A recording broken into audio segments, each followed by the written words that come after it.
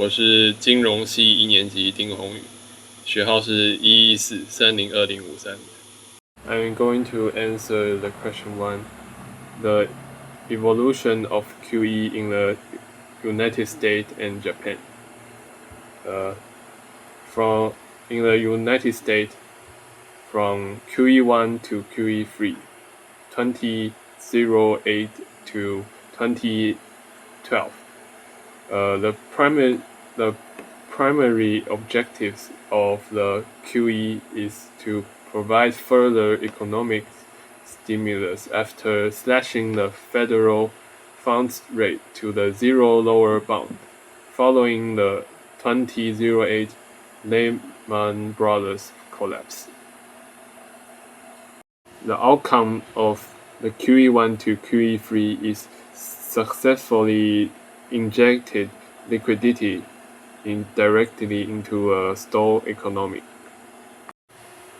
In the QE4 in March 2020, it prevented a total freeze in the credit markets triggered by the sudden global economic shutdown.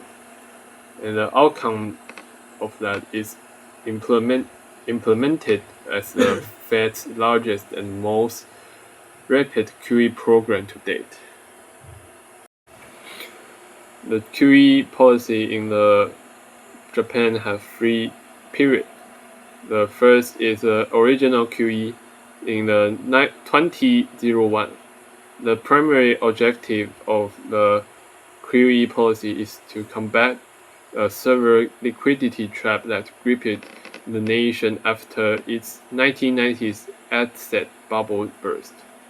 And the outcome of that is marked the world's first formal introduction of a quantitative easing policy by a central bank. The second is comprehensive easing in the 2010. The primary objective of this is intensify economic stimulus and unfreeze private lending markets. And the outcome is expanded the Bank of Japan's balance sheet purchased beyond government debt to include riskier private assets. The third is QQE start from 2013 to present. The primary objective is aggressively expand previous frameworks to decisively shock the economic out of stagnation. The outcome of that is initiate a massive expansion under Prime Minister Abe and Governor Kuroda specifically to achieve a 2% inflation target. The question 2. The fundamental differences between conventional monetary policy and quantitative easing is the conventional monetary policy more focused on steering the price of money. The central bank targets a specific policy rate to influence borrowing costs across the economy. This approach fails once interest rate hits the zero lower bound. And the quantitative easing, QE, is focused directly on expanding the quantity of money and adding liquidity directly into the financial system. It is an unconventional tool deployed only when traditional interest rate cuts are no longer feasible. The conventional monetary policy has 3 tools. First is adjusting target short-term policy rates. For example, the federal funds rate. The second is setting reserve requirements for commercial banks. And the third is standard open market operation. For example, by buying and selling short-term government tools. And For the quantitative easing, it have two tools. And first is direct larger scale asset purchase of long-term government bonds. And second is expanding purchases to include riskier private financial assets to stimulate specifically credit sector. The question 3, the liquidity trap. The definition of liquidity trap is a macroeconomic phenomenon where nominal interest rates fall to or near zero, the zero lower bound, causing conventional monetary expansion to become entirely ineffective. At this fall, consumers and investors choose to hold cash rather than lend it or invest it, because the opportunity cost of holding cash is virtually zero. Japan famously fell into this state during its lost decades. You can see as this graphic, the horizontal axis is the money supply, and the vertical axis is the interest rate, and this is money demand and money supply. So at the beginning, if the central bank increase the money supply to money supply 2, as you can see, the interest rate will decrease to from R1 to R2, so it can stimulate the economic.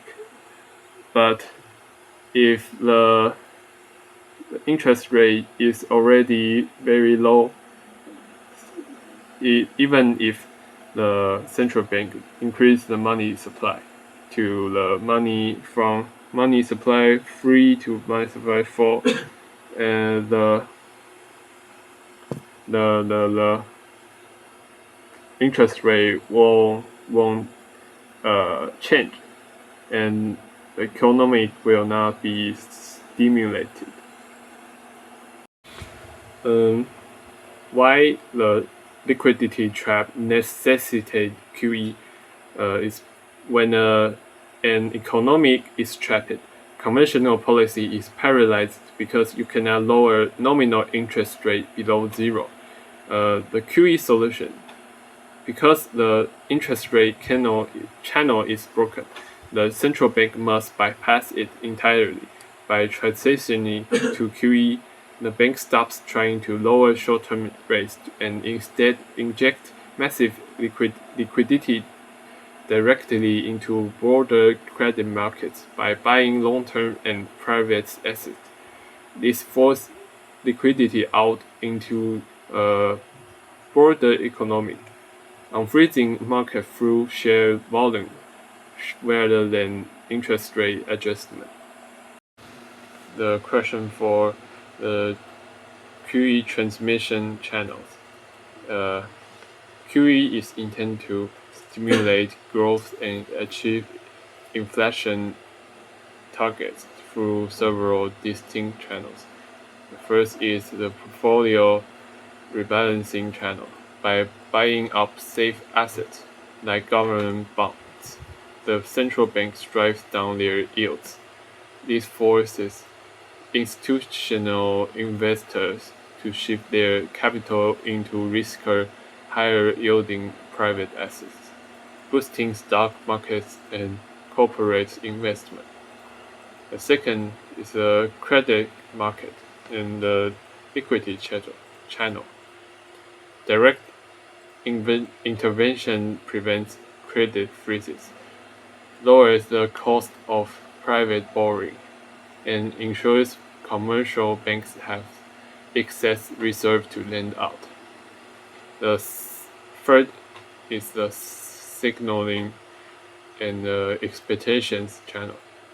massive program like Japan's QQE signal a long-term commitment to expansionary policy, successfully altering public expectation about future inflation and encouraging immediate spending. When presenting using the aggregate demand and the aggregate supply, the horizontal axis is real GDP, and vertical axis is the price level, and this is the long run aggregate supply and the short run aggregate supply. The mechanism is the combination of lower long-term borrowing costs is active credit market and heightened wealth effects directly stimulates private investment and private consumption. And this surge in private spending shifts the aggregate demand curve to the right from 81 to 82. And the short run outcome is the real GDP increases. And this directly addresses stagnant growth and drives US economic expansion. And also the price level will increase from P1 to P2. This creates upward price momentum, which is the exact mechanism required to break Japan's structural deflation and hit its 2% inflation target. 我的学号是1143020232，我是金融一的潘静。Today I'm going to talk about Case 2, the AI boom and Taiwan's economic growth. In recent years, Taiwan has become one of the most important economies in the global AI supply chain because of the strong demand for advanced semiconductors, AI chips, and related infrastructures. Taiwan's economy has experienced rapid growth. This growth can be explained through GDP components, the aggregate demand, aggregate supply model, foreign capital inflows, and the wealth effects from the stock market. First, let's look at how the AI boom affects Taiwan's GDP. The formula for GDP is GDP equals consumption plus investment plus government spending and plus net exports. In this case, the AI boom mainly affects three components: investment, net exports, and consumption. The most significant change is probably investment. Companies such as TSMC and its supply chain has increased their capital expenditure. They are investing in advanced semiconductor production, 2 nanometer technology, and CoWoS packaging facilities. This investment increased private domestic investment, so the investment component of GDP rises. The second important component is net exports. Since Taiwan exports many AI-related chips and semiconductor products, the global demand for AI increases Taiwan's exports. In particular, exports to the United States have grown because many American technology companies rely on Taiwan's semiconductor industry. When exports increase, net exports also increase, which raise GDP. The third component is consumption. The AI boom has pushed up the Taiwan stock market. As stock price rise, many households and individual investors feel wealthier. This creates a wealth effect. When people feel richer and more confident, they may spend more on goods and services. As a result, private consumption also increases. And government spending is not the main focus in this case, so I would say the AI boom mainly increases GDP through higher investment, higher net exports, and higher consumption. Second, we can use the aggregate demand and aggregate supply model to analyze the impacts of the AI boom. In the aggregate demand, aggregate supply model, the AI boom first shifts aggregate demand to the right. This is because investment increases, export increases, and consumption also increases. When aggregate demand shifts to the right, real GDP rises. At the same time, the price level may also rise, meaning there could be inflationary pressure in the short run. However, the AI boom does not only affect demand, it can also affect supply. Because TSMC and other firms are investing in new factories, advanced technology, and better production capacity, Taiwan's productivity capacity increases. This means the short-run aggregate supply curve may also shift to the right. So overall, both aggregate demand and short-run aggregate supply may shift to the right. This increase in aggregate demand rises and real GDP and the price level, while the increase in short-run aggregate supply raises real GDP and helps reduce some inflationary pressure. Therefore, the final result is that Taiwan's real GDP increases significantly. The price level may rise in the short run, but the inflationary pressure may be smaller if the improvement in supply is strong enough. Third, let's distinguish between foreign direct investment, or FDI, and foreign portfolio investment, or FPI.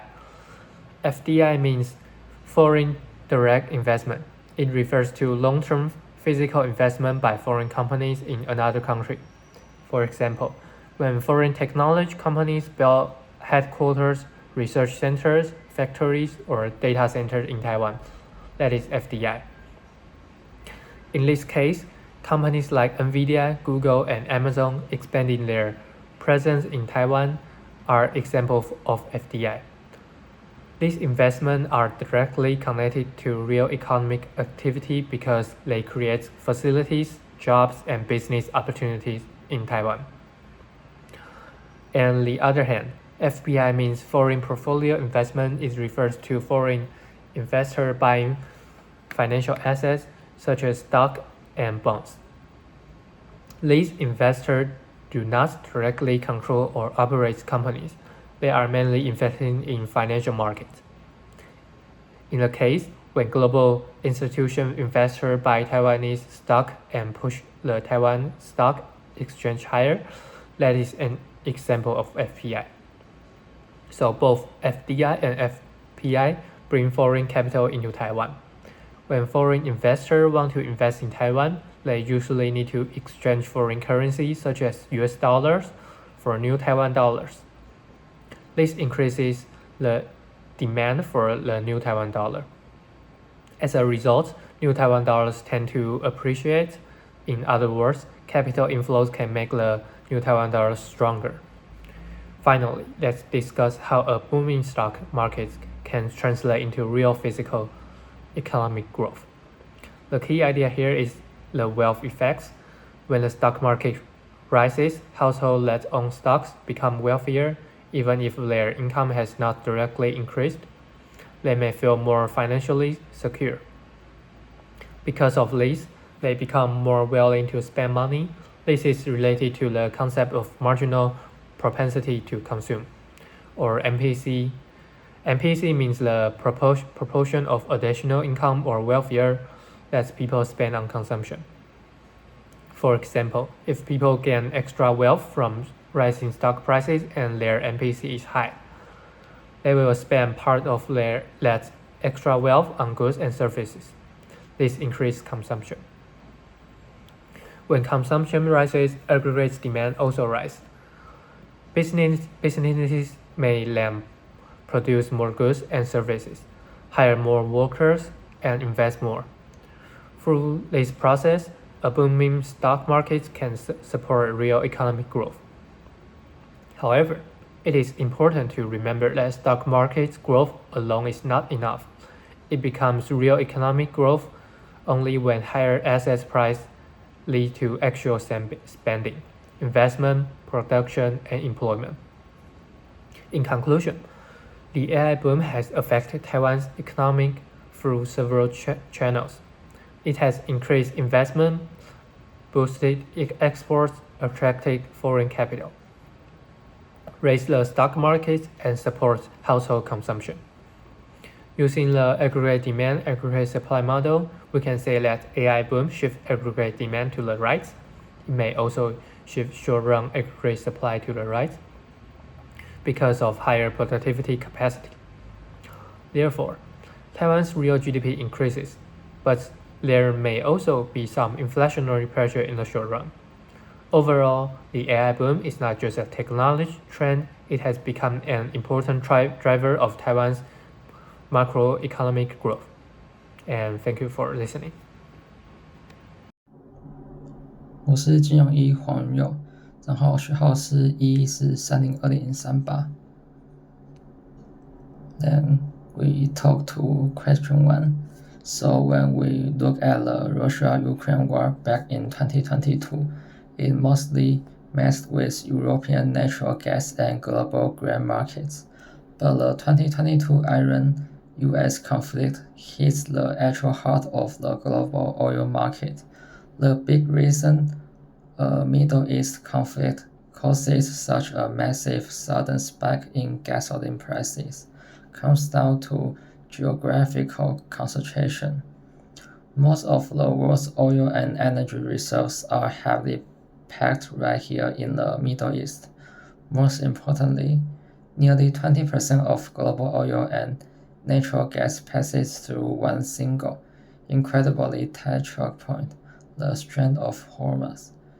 When a war blocks a narrow waterway like that, about 20 million barrels of oil a day instantly vanish from the market. There's simply no backup plan or an alternative route that can replace that much volume overnight, which is why global oil and gas prices completely skyrocketed within just weeks. And then we talk about question 2. Stagflation is basically an economic nightmare. Is when an economy experiences stagnant growth, meaning high unemployment or a contraction economy, combined with high inflation at the same time. Based on the case text, the two specific events happening right now are surging inflation and the economic contraction in energy importing nations like Japan and South Korea. Why is this so much harder to manage than a regular recession? Well, in a standard recession, prices usually drop, so policymakers can just lower interest rates to spark growth. But with stagflation, your hands are tied. If the central bank cuts rates to fight the recession, it makes inflation even worse. On the flip side, if they raise rates to kill off inflation, they close business further and deepen the recession. You're basically stuck between a rock and a hard place. And then we talk about question 3. To explain this using the ADAS model, we have to look at the supply side. The war created what we call a major negative supply shock.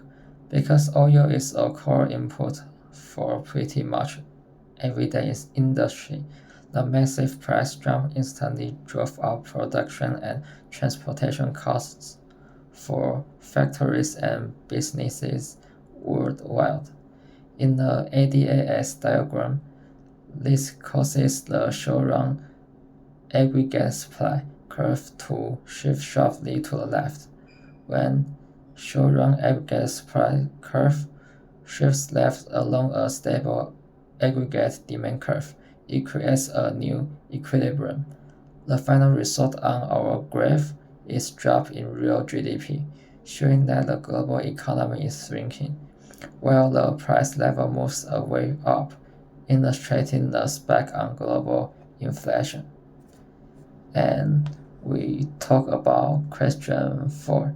Using the Phillips curve framework, the supply shock has shifted the short-run curve entirely to the right, giving us a much worse combination of high inflation and high unemployment.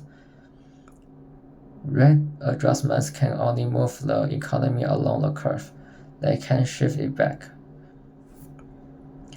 A less common angle on why it's impossible to fix both is the credibility trap.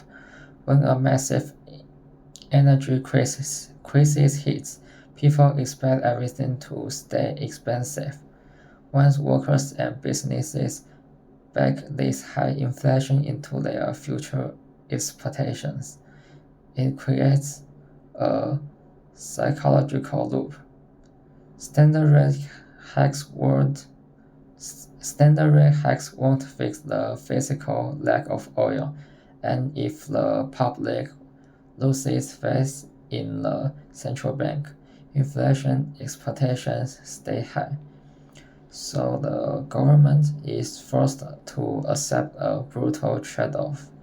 They have to induce a deep recession by keeping rates high just to crush those psychological expectations, or accept that high inflation is the new normal. Thank you.